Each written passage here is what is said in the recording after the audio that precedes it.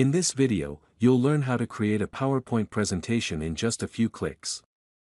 With the help of ChatGPT, the whole process becomes much easier. All of this is made possible by the power of Visual Basic for Applications, or VBA, which helps automate the work. Now, let's get started.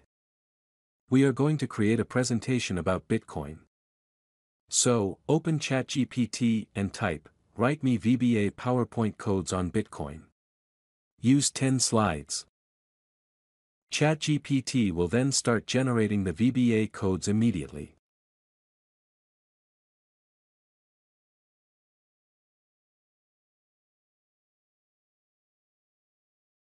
Once the code is ready, scroll up and click on Copy Code.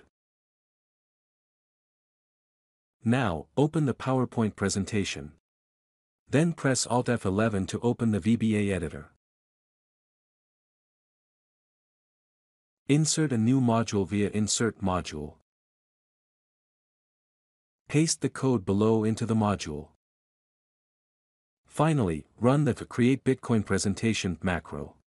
The PowerPoint presentation has been created successfully and is now ready for use.